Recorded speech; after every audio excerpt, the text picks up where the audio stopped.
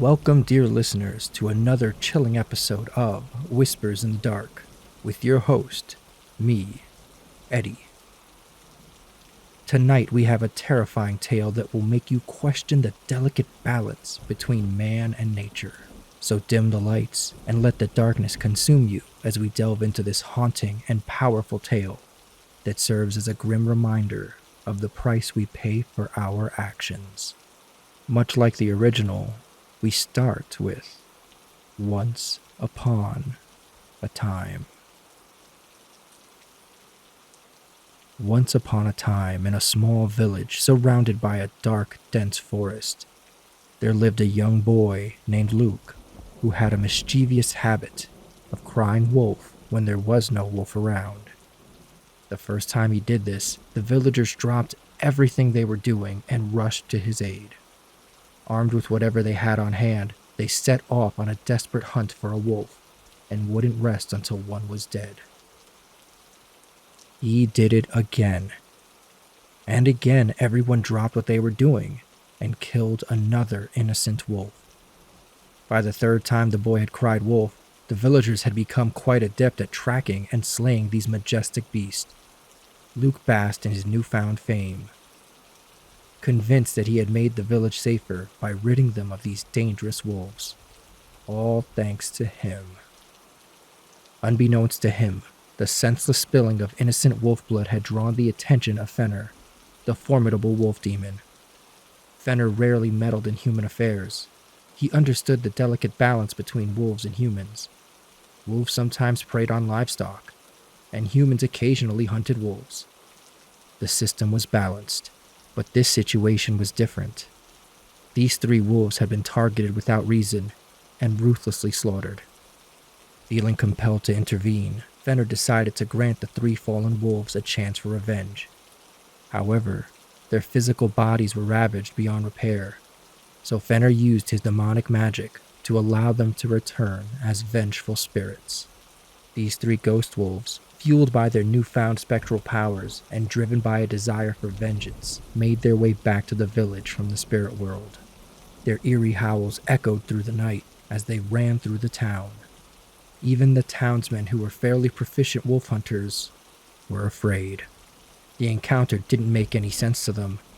Wolves would eat some livestock here and there, but they would never get this close to the town. The spectral wolves roamed the streets. Livestock fell prey to their ghostly fangs. Anything left outside at night was destroyed. The townspeople woke up the next day to their town in shambles.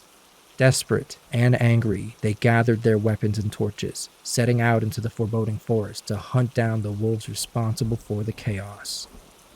Driven by a combination of fear and determination, they ventured deeper into the woods. Yet the ghost wolves left no tracks to follow. The villagers did, however, stumble upon the trail of another innocent wolf and began to pursue it, oblivious to their mistake. Before long, the innocent wolf had been tracked down. It was surrounded and about to become the focus of the townmen's wrath. One of the townsmen lassoed the terrified wolf, and then another and another. The ropes all pulled against the wolf's neck in different directions. It tried to let out a howl, but all that came out was a broken croak. Just as the townsmen closed in on their target, the three ghost wolves suddenly emerged from the shadows, confronting the villagers in a haunting display of supernatural power. The trapped wolf regained its freedom and hurriedly ran deep into the woods, away from the men. The townspeople were taken aback, realizing the true nature of their adversaries. The ghost wolves stood taller than any wolf the men had ever seen. Their eyes looked like flames, and their coal-black fur gave off smoke. The ghost wolves, enraged by the humans' relentless pursuit of their kind, launched a ferocious attack. The villagers fought back with all their might, but their weapons merely passed through the ethereal forms of the vengeful spirits, leaving them utterly useless. The battle was intensely one-sided, with the ghost wolves' spectral claws and fangs ripping through the townsmen. The screams of the men filled the air. Overwhelmed by the relentless onslaught, the men began to retreat, fleeing backwards towards their village. The wolves pursued. As the frantic townsmen retreated from the forest, their terror-filled screams echoed through the air, reaching the ears of the villagers who stayed behind. Panic quickly spread as the men shouted their urgent warnings. "Get to the church! Save yourselves!" The townspeople, gripped by fear, surmised that these ghostly wolves must be demonic in nature, creatures spawned from the darkest depths of the underworld.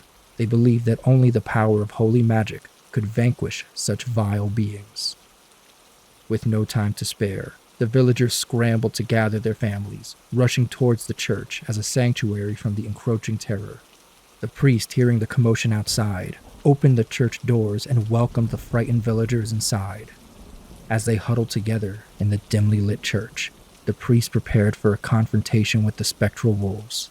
He called upon the divine powers of his faith, readying sacred relics and holy water to drive back the otherworldly threat. Meanwhile, outside of the church walls, the ghost wolves closed in on the village, their eerie howls echoing throughout the town. The ghostly wolves reached the church grounds, but they hesitated to enter, respecting the sanctity of the holy place. The priest, witnessing the wolves' reluctance, took it as a confirmation of their demonic nature. He mustered his courage, stepped out of the church, and brandished a cross while clutching a vial of holy water. The wolves waited patiently, observing the priest's every move, knowing that the sacred grounds of the church offered him protection. The priest cleverly stood within the church's boundaries and hurled the holy water at one of the wolves.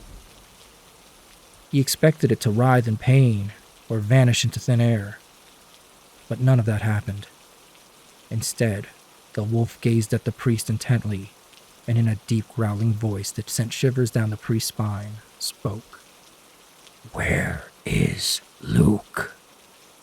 Overwhelmed by confusion and fear, he retreated back into the church, slamming the door shut behind him. The villagers, anxious and desperate for answers, swarmed around the priest, bombarding him with questions. What happened? Did the wolf really speak? What should we do now? The priest, trying to calm the crowd down, recounted his encounter, and did not hide how the wolf asked for Luke. Turning to the boy, he demanded an explanation for the wolf's interest in him. Luke, feeling the weight of the villagers' gaze, lied once more, saying, "I've been doing such a great job protecting the village from wolves. They must be upset about it." One of the townsmen from the earlier hunting party spoke up, recalling that the ghost wolves had appeared when they cornered another wolf. This lent credibility to Luke's story, and the villagers desperate for answers seemed to be willing to accept his explanation. However, the priest, being a wise and perceptive man, found it strange that the wolves would specifically ask for Luke, rather than target the townsmen involved in the hunting party. He couldn't shake that there was more to this supernatural mystery than met the eye. Summoning all the courage he could muster, the priest stepped outside once more to confront the ghostly wolves. "Luke is just a boy. He's never killed a wolf. Why not ask about the huntsman, or one of the villagers who took part in the hunting parties?" In response, the wolf spoke again in its deep growling voice. "For hundreds of years, the people of this village have respected the natural balance. Luke has disrupted that balance. He must be stopped, so we've come to take him to the spirit world, where he cannot disturb the balance any longer. We've come for Luke, but we'll take others too. Until now, we've respected the hollow ground of the church, because the church has been fair. But if the church will hide the wicked, the church will stop being counted as just, and we will come in and take what we need to restore the natural order." The priest, stunned silent by the wolf's ominous warning, knew that he could not protect Luke or the other villagers by hiding them within the church. With a heavy heart, the priest retreated inside to relay the wolf's message to the villagers. The villagers, more frightened than they had ever been, refused to believe the wolves' words. They labeled the spectral creatures as liars, claiming that their demonic nature made them untrustworthy. As the priest tried to reason with them, the townspeople grew increasingly agitated, accusing him of being a coward and insisting that the wolves would be unable to breach the hallowed ground of the church. Realizing that he needed to act for all of their sakes, the priest asked everyone to quiet down so he could think for a moment. He looked around the church, observing the symbols of faith that adorned the walls, and felt a renewed sense of purpose. In a clear, firm voice, he declared, "We can beat them. I know how to send those wolves back to hell." The villagers, invigorated by his words, eagerly awaited his instructions. The priest quickly formulated a plan. "In the basement, we have bottles of wine used for communion. I need all of the men to go there and gather all of them. And in the back, there's some fine tapestry depicting some of the greatest acts of faith recorded in the Bible. I need all the women to go and carefully cut these into strips. Quickly, go now!" As the villagers hurried to fulfill his request, the priest seized the opportunity and grabbed Luke and pulled him outside. The boy panicked, screaming and begging for help. His cries alerted the townspeople, who immediately rushed back to the church door, shouting at the priest and demanding to know what was happening. The priest, determined to resolve the situation, addressed the ghostly wolves. He proposed a temporary deal. If the wolves truly respected justice, they would allow him to approach safely with Luke. In order to do so, he would need to step off the hallowed ground of the church. Otherwise, the townspeople might intervene and endanger them all.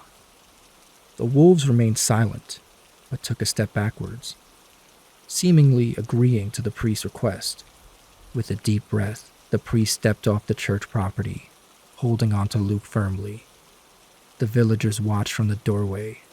Fear and confusion etched on their faces as they witnessed the exchange between the priest, the boy, and the spectral wolves.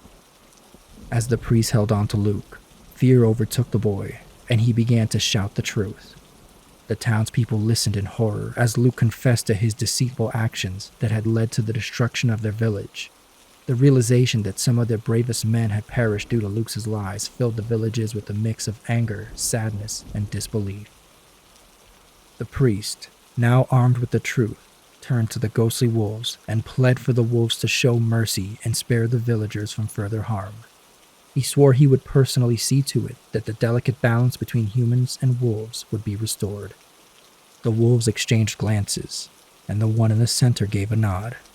The other two swiftly positioned themselves between Luke, the priest, and the church doors, discouraging the villagers from any rash actions. The central wolf spoke again. 3 lives for 1 is a bargain. The priest interrupted. Very well. Take me. He reassuringly rubbed the back of Luke's neck, took a deep breath, and confidently closed his eyes. A sense of peace washed over him as he awaited his fate. The wolf spoke again. Fenrir's magic does not come cheap. The price was the boy. The priest opened his eyes, realizing that the wolves were not interested in taking his life in place of Luke's. They were determined to restore the balance that had been disrupted by the boy's deceit, and the villagers would have to face the consequences of their actions. Luke looked up at the priest with tear-filled eyes, begging him to change what was done, but it was impossible. He couldn't take back the past. The ghostly wolves slowly approached the priest and Luke. The priest spoke again. You said 1 life for 3 was a bargain. The wolves stopped in their tracks. Fenrir can be reasoned with, can't he? What will he do with the boy? Consume his energy? Manipulate it? Use it as a plaything? If he could do that with weak energy derived from a lying child, imagine what he could do with a priest's energy. The village fell completely silent. Not a single sound could be heard. No birds, no breeze, no breaths. The wolf asked the priest if he fully understood the consequences of his proposal. He would be ripped apart, just as they had been, to have his life essence extracted. That essence would then be given to Fenrir, who would use it however he pleased. The priest understood and agreed, and sent Luke back into the church. The wolves surrounded the priest. Many of the women and children were moved to the back of the church, far from the door. Luke tried to join them, but the townsmen held him at the door, demanding that he watch the outcome of his actions.